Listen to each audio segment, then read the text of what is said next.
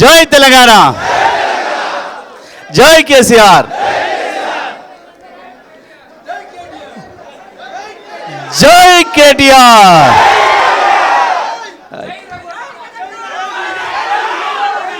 ఈరోజు కేటీఆర్ గారి నాయకత్వంలో తెలంగాణ యువతరం ఎట్లా ఉత్సాహంగా ఉద్యమాన్ని ముందుకు తీసుకుపోవాలి, మరొకసారి తెలంగాణ పునర్నిర్మాణ ఉద్యమానికి కేసీఆర్ గారు మొన్న ఏదైతే పిలిపించారో జగిత్యాల్లో, ఆ పిలుపుని అందుకొని మొట్టమొదటగా మేమే ప్రారంభం చేస్తాం. మళ్ళీ ఆనాడు సూర్యాపేటలో కాంగ్రెస్ను ఖతం కరో తెలంగాణ హాసిల్ కరో నినాదంతో ఏ జైత్యాత్ర అయితే చేసినామో మళ్ళీ అదే మూల నుండి ప్రారంభం కావాలని చెప్పి మిత్రుడు యువకుడు రఘు అన్న, నేను వస్తా, తప్పకుండా కేసీఆర్ గారు ఏదైతే పిలిపించిండో తెలంగాణను మళ్ళీ మనం కాపాడుకోవాల్సిన సమయం వచ్చిందని చెప్పి కేసీఆర్ గారు ఏదైతే పిలిపించిండ్రో తప్పకుండా నేను కేటీఆర్ అన్న నాయకత్వంలో ఒక క్రమశిక్షణ కలిగిన సైనికుడిలాగా నేను పనిచేస్తాను అని చెప్పి తను చెప్పడం వెంటనే కేటీఆర్ గారి దృష్టిని తీసుకపోతే తప్పకుండా మనం 27 తారీఖు నాడు ప్లేనరీ జరుపుకోబోతున్నాం. 26 శుభారంభం చేసుకుందాం మంచిగా బ్రహ్మాండంగా అని చెప్పి వారు ఈరోజు సమయం ఇవ్వడంతో బీఆర్ఎస్ పార్టీలో చేరడానికి వచ్చిన మిత్రుడు రఘును స్వాగతించే ఈ కార్యక్రమానికి అధ్యక్షత వహిస్తున్న జిల్లా పార్టీ అధ్యక్షులు బడుగుల లింగయ్య యాదవ్ గారు, పెద్దలు, తెలంగాణ రాష్ట్రానికి కేసీఆర్ గారు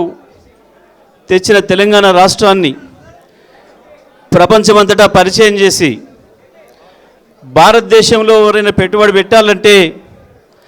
చక్కగా హైదరాబాద్కి పోవాలి అనేటట్లుగా మొత్తం తెలంగాణను ప్రపంచానికి పరిచయం చేసిన మన నాయకుడు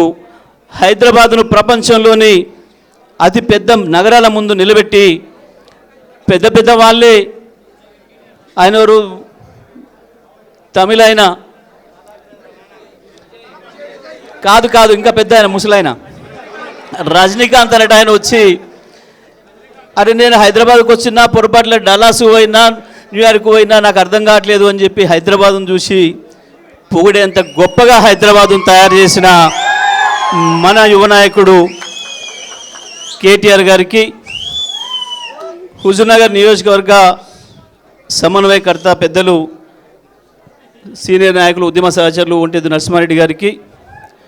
వేదిక మీద ఉన్న మిత్రులు ఎమ్మెల్సీ తాత మధు గారికి, అదేవిధంగా రాకేష్ రెడ్డి గారికి, మార్పెద్ది శ్రీనివాస్ గౌడ్ గారికి, ఉద్యమ మిత్రులు ప్రవీణ్ రెడ్డి గారికి, మిత్రులు పల్లె రవి గారికి, మల్లికార్జున రెడ్డి గారికి, వేదిక మీద ఉన్న మన విద్యార్థి విభాగం అధ్యక్షులు గెల్లి శ్రీనివాస్ గారికి, ఇతర నాయకులకు పెద్దలు రావుల చంద్రశేఖర్ రెడ్డి గారికి, అన్నిటికీ మించి గత 2.5 సంవత్సరాలుగా హుజూర్నగర్ నియోజకవర్గంలో పులులే కాదు సింహాల్లాగా కొట్లాడుతూ ఉత్తమ్ కుమార్ దుర్మార్గాలను ఎదుర్కొంటూ నిలబడ్డ ప్రతి కార్యకర్తకి, ప్రతి నాయకుడికి మీ అందరికీ నమస్కారం తెలియజేస్తూ, ఈరోజు గతంలోనే కేసీఆర్ గారు తెలంగాణ రాజకీయంగా స్థిరీకరణ కావాలి, మొదలు తెలంగాణను బంగారు తెలంగాణ చేసుకోవాలంటే రాజకీయ స్థిరత్వం కావాలి అని చెప్పి ఆనాడున్న అన్ని పార్టీలో ఉన్న మిత్రులను పిలిచి ఐక్యం చేసిన సందర్భంలో తెలంగాణ అంటే పడని వాళ్ళు, ప్రత్యేకించి తెలంగాణను మొదటి నుంచి వ్యతిరేకిస్తున్న చంద్రబాబు అనుచరులైన మనసు నిండా విషం నింపుకున్న మీడియాలో కొంతమంది అనేక రకాల దుష్ప్రచారాలు చేసి తెలంగాణ ఐక్యతను దెబ్బతీయడానికి కుట్రలు చేసి, కాళేశ్వరం పైన కుట్రలు చేసి, కేసీఆర్కు వెన్నుదన్నుగా ఉన్న మహిళల్ని, ప్రత్యేకించి రైతాంగాన్ని కేసీఆర్ దూరం చేయడానికి రకరకాల పద్ధతుల్లో ప్రచారం చేసి 1.5% ఓట్లతోని ఇవాళ దుర్మార్గమైన కాంగ్రెస్కి అధికారం ఇస్తే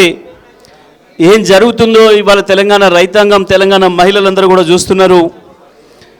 నేను నిన్న పోయినా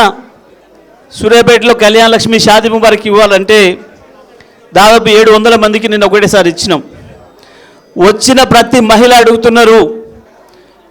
మా తులం బంగారం ఏది అని. మా తులం బంగారం ఏది, మొదలు మాకు తులం బంగారం ఇవ్వండి, కేసీఆర్ ఇచ్చిన 1,00,000 తప్ప మీరు ఇచ్చింది ఏంది అని కాంగ్రెస్ నాయకుల్ని ముఖం పట్టుకొని అడుగుతూ ఉన్నారు. రైతాంగం ఇవాళ మా కేసీఆర్ ఇచ్చిండు, 73,000 కోట్లు కేసీఆర్ ఇచ్చిపోయిండు, మీ ముఖాలకు మీరు వచ్చి 2.5 ఏళ్ళైంది, ఇప్పటికీ 7,500 కోట్లే చక్కగా ఇయ్యలేదు, మా పరిస్థితి ఏంది అని ఒకవైపు రైతాంగం అడుగుతున్నారు. కాంగ్రెస్ దుర్మార్గం వల్ల, కాంగ్రెస్ నిర్లక్ష్యం వల్ల కేసీఆర్ గారు చట్టమే చేసి ఏకంగా ఆర్టీసీని ప్రభుత్వంలో కలుపుదామని చెప్తే కూడా మాకంటే ఎక్కువ మాట్లాడి మేము కూడా ఆర్టీసీ కుటుంబ సభ్యులమని చెప్పి మాట్లాడి ఇవాళ ఆర్టీసీ కుటుంబ సభ్యున్నే బలి ఉన్న దుర్మార్గపు కాంగ్రెస్ ప్రభుత్వాన్ని నిలదీయాలని చెప్పి ఒక దిక్కు ఎదురు చూస్తూ ఉన్నారు. ప్రత్యేకించి యువత అందరికంటే ఎక్కువ ఇంటింటికి పోయి కాళ్ళు పట్టుకొని కూడా కాంగ్రెస్ కోటేయండి మాకు నౌకరు వస్తుందని చెప్పి మోసపోయిన యువత ఇవాళ అంతకు మించిన ఆవేశంతో కాంగ్రెస్ పైన తిరుగుబాటుకు సిద్ధమైంది. ఇవాళ అన్ని విషయాలు కూడా పెద్దలు కేటీఆర్ గారు మన ముందు ఉంచుతారు. మొత్తం తెలంగాణ రాష్ట్రంలో ప్రజలందరూ ఏదైతే ఎదురు చూస్తున్నారో కేసీఆర్ గారినే మళ్ళీ తెచ్చుకోవాలి, కేసీఆర్ గారిని ముఖ్యమంత్రి చేసుకుంటేనే నిజంగా తెలంగాణ మళ్ళీ పునర్నిర్మాణ దశలో అడుగులు పడతాయి. బంగారు తెలంగాణగా చేసిన కేసీఆర్ను పక్కన పెట్టుకోవడం మన తెలివి తక్కువ తరమైంది, మనం మెడలో ఉన్న బంగారం పోగొట్టుకున్న పరిస్థితి వచ్చింది అని చెప్పి ఏదైతే బాధపడుతున్నారో ఆ వైపు బీఆర్ఎస్ పార్టీని నడుపుతూ 2.5 సంవత్సరాలుగా అద్భుతంగా తన పోరాట పటిమతోని తెలంగాణ యువతకు, తెలంగాణ పార్టీ క్యాడర్కు ఉత్సాహాన్ని నింపుతూ ముందుకు నడిపిస్తున్న పెద్దలు కేటీఆర్ గారిని ఈ సందర్భంగా ప్రసంగించాల్సిందిగా విజ్ఞప్తి చేస్తా ఉన్నాం. జై తెలంగాణ.